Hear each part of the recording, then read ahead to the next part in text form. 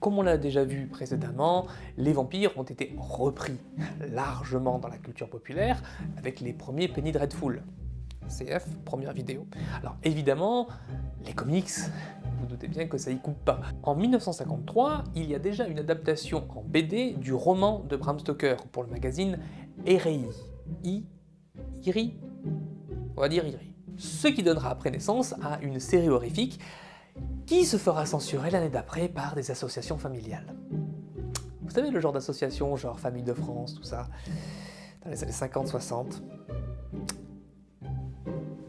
Niveau au-dessus. Oui. Et cet événement, là, cette BD dans ce petit magazine, eh bien, ça a lourdement joué dans la naissance du très célèbre Comics Code Authority en 1954. Le Comics Code Authority, très connu dans le monde des comics, qui est... Alors je vais résumer de manière très simple, un espèce de label à la pudeur. La plupart des comics devaient avoir le tampon pour être vendus à un jeune public. Et en l'occurrence, leur principal public était un jeune public. Donc si tu n'avais pas le tampon, c'était très difficile de vendre. Les adultes ne lisaient pas beaucoup de BD, hein. On n'est pas au 21e siècle. D'ailleurs, je me demande même si maintenant, les adultes ne lisent pas plus de BD que les jeunes. Ah! Et donc forcément, ce label de pudeur, hein, le Comics Code Authority, ben, ça a forcé beaucoup les auteurs à l'autocensure, et c'était le but. Et vous savez quoi, avec toutes les règles de puritanisme qu'il y avait, hein, bon, entre autres il y avait l'interdiction de publicité sur le tabac, pour les jeunes, hein, on va dire que ça va, l'interdiction des gros mots, pas de femmes dénudées, ouais... Mais les personnages traditionnels de la littérature horreur, vampires, loups-garous, ghouls, zombies, sont interdits par le Comics Code Authority. Oui, les associations familiales voulaient interdire la représentation des vampires. Oui, je sais pas, qu'ils avaient peur que les jeunes garçons se mettent à sucer le sang. Faut que je fasse quand même attention à ce que je dis parce que je peux me faire aussi censurer par YouTube. Méta. Alors vous vous doutez bien que pour Dracula dans la bande dessinée, ça peut poser allez, 3 fois rien, un léger problème, hein, comme par exemple l'interdiction totale de publication pour la jeunesse. Par exemple. Alors bon, heureusement, le Comics Code Authority a été assoupli en 1971. Cela dit, ça n'a pas empêché de sortir des BD OSEF, hein. C'est juste que ils n'avaient pas le tampon. D'ailleurs, en parlant de tampons, plus tard en 1962, les éditions Movie Classique publient une BD inspirée du Dracula de 1932, vous savez, celui avec Bela Lugosi, dessiné par Talarico. La couverture est absolument magnifique, mais bon, l'intérieur, c'est du dessin de comics basique, mais ça reprend la trame du film. Mais ça, cette BD ne restera pas sans réponse, car les Anglais de la Hammer, CF ma vidéo précédente, vont eux aussi adapter leur film, vous savez ceux avec Christopher Lee, dans une version comics. Genre Universal, ils se jettent par la falaise, Hammer aussi. Hein. Et ces magazines, vous pouvez tous les retrouver en entier sur archive.org, lien en description, et je vous les conseille parce que c'est magnifiquement bien dessiné. Et puis bon, ils sont plus édités, ils sont plus vendus, excuse-moi, mais je pense que c'est pas du vol de les mettre en description. Quand même, tu peux pas les acheter. Ouais, non, je suis désolé. Bon, vu qu'on en est à parler de comics, et évidemment, vous vous doutez bien qu'on va parler de super-héros. C'est obligé.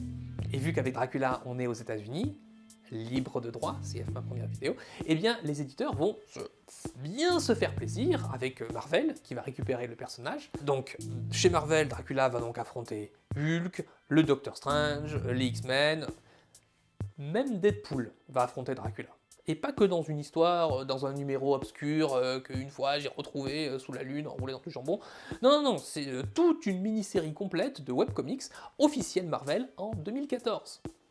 Donc s'il te plaît, hein, si vous voulez en savoir plus, il y a le Comics Trian, c'est un youtubeur qui en parle, lien en description, hein, toi-même tu sais.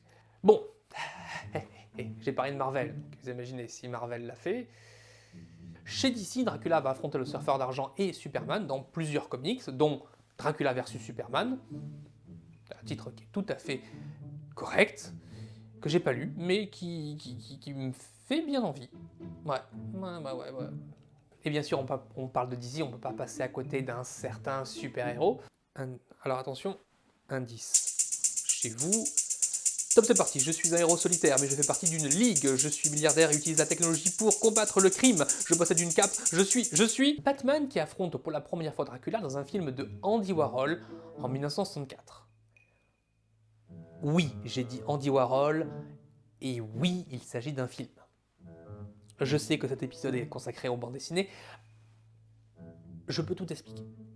Alors en fait, c'est pas vraiment du cinéma, parce que Warhol n'avait absolument pas les droits d'utiliser Batman. Dracula, ça va, hein, c'est aux États-Unis, mais il a fait, pour contourner un petit peu la loi, il l'a divisé dans des expos privés. Donc c'est pas vraiment du cinéma, c'est plus une expo, et donc je l'ai plutôt mis dans la partie comics avec Batman. Je fais ce que je veux, c'est ma vidéo. Il met en scène un Batman ouvertement homosexuel, qui sera repris d'ailleurs dans la série d'Adam West de 1966. Ok, d'accord, je déconne. Pour Adam West, hein, pas pour Warhol. Alors tout ce que je vous dis sur le film Expo, je l'ai lu sur Wikipédia. Le film existe, on peut y avoir accès. C'est absolument imbitable. Je vous mets le lien en description si vous avez du temps à perdre. Voilà. Mais bon, ça a le mérite d'exister. C'est ce qu'il faut se dire. Et puis bon, si vous aimez le psychédélique, tout ça, faites-vous plaisir. Vous n'allez pas être déçus. Ah bon, on va revenir sur les BD. Il y a eu Batman and Dracula de Munch et des frères Jones en 1991, avec un Batman très popcorn, avec beaucoup de gore, beaucoup de sang, un bon truc de vampire, un bon truc de Dark Knight badass. À partir des années 80 et a fortiori 90, c'est là où la bande dessinée a compris que la bande dessinée, c'était pas que pour les jeunes, ça pouvait être aussi pour les plus âgés, avec des thèmes plus sombres, plus gore, plus matures. Enfin. Alors, vous l'aurez compris, dans toutes ces BD, Dracula il ne fait que s'inviter dans des licences connues, mais il a cependant eu sa propre BD. Et ça s'est passé chez Marvel de 1972 à 1979, dans la série The Tomb of Dracula, qui est présentée comme une suite du roman de Stoker. Alors bien sûr, dans cette BD, Dracula c'est le méchant de l'histoire, et en fait on suit des héros OSEF qui essayent de tuer Dracula, mais tout tourne autour du méchant de Dracula. Est-ce qu'ils auraient dû en faire le héros de l'histoire ? Est-ce que ça aurait pas fait comme Suicide Squad ? Je sais pas. Faire de un méchant un héros, ben ça fait en sorte que tu perds un petit peu du potentiel du méchant. Mais est-ce que tu peux vraiment suivre officiellement un méchant, l'accompagner il y a bien les chroniques de la Lune Noire, hein, où tu suis un méchant. Je sais pas. En fait, à partir des années 80, de la bande dessinée et des comics sur Dracula, il va vraiment commencer à y en avoir une tripotée. Donc vu que je fais une vidéo YouTube et pas un dictionnaire, on va plutôt s'intéresser aux BD qui ont vraiment quelque chose à dire, qui sont originales et qui sortent du lot. À la sortie du Dracula de Coppola, en 1992, sort The Lady in the Tomb de Schneider, qui est une adaptation libre de Dracula's Guest. Vous savez, j'en avais parlé dans ma première vidéo, c'est le chapitre qui avait été coupé par l'éditeur et republié par la femme de Stoker en 1914. C'était ce chapitre. Bon, en fait, après, dans les BD, même des BD excellentes, hein, il y a beaucoup d'adaptations du livre, tout simplement. Et ça me paraît pas forcément pertinent de les citer, parce que bon, c'est toujours la même histoire, hein, même si ça peut être très bon. Voilà. Alors on va bouger au Japon, parce que c'est là où on va trouver les œuvres les plus originales sur Dracula. En fait, le mythe du vampire occidental a très facilement été intégré au Japon, déjà parce qu'il y a plein de monstres du folklore japonais qui sont très proches de notre vampire. Hein. Je pense par exemple au Nukekubi, qui veut littéralement dire tête coupée. Donc c'est une tête qui vole et qui va mordre des gens. Au Japon. Mais c'est surtout à partir des premières adaptations japonaises de Dracula dans les années 50 et 60 que Dracula va se faire connaître, et donc on va avoir des mangas sur le conte. Des mangas originaux. Parce que les Japonais ne font pas que adapter gentiment une œuvre. Ils font de la bouillabaisse. Bonne bouillabaisse japonaise. Et c'est très bon. Je peux vous citer Vampire Hunter de Hideyuki Kikuchi, et... pas besoin de le chercher, hein, je l'ai pas. Et plus récemment, je pense à Alucard, dans Hellsing, palindrome de Dracula. qui n'est pas le fils de Dracula comme dans la première apparition d'Alucard en 1943 de chez Universal, mais c'est un personnage indépendant. Et là, pour le coup, c'est une bonne bouillabaisse. Il y a Van Helsing, il y a Alucard, il y a les nazis. Voilà, ça, c'est ce que savent faire les Japonais. Hein. On mélange tout et on fait un truc totalement nouveau. Et c'est très bien. Vraiment. Mais l'adaptation qui a vraiment tout lancé au Japon, hein, dans les mangas, c'est Don Dracula, le voyage ou l'exil, de 1979, de Osamu Tezuka. Tezuka, non, c'est pas quelqu'un d'important, c'est lui qui a inventé le manga. Voilà. Il est un petit peu connu au Japon, vite fait. Si peu. Alors c'est du classique de chez classique hein, au Japon, mais chez nous, il a mis 30 ans à être traduit.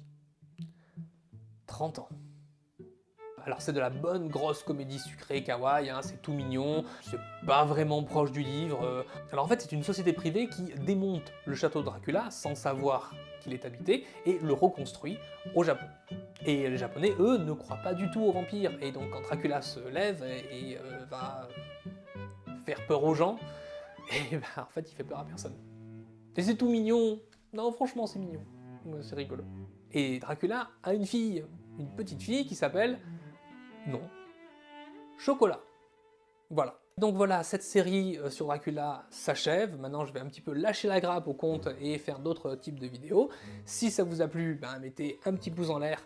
J'ai aucune idée si ça a un impact sur l'algorithme de YouTube, mais ça a un impact sur mon algorithme à moi et ça va me mettre de bonne humeur pour faire d'autres types de vidéos.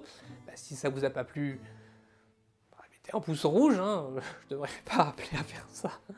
Et voilà, bah, mettez un petit commentaire hein, pour me dire ce que vous avez pensé de la vidéo. N'oubliez pas de vous abonner et de clocher la cloche pour être notifié pour les prochaines vidéos. En tout cas, moi je vous dis à bientôt pour d'autres types de vidéos et n'oubliez pas de rester ouvert aux univers.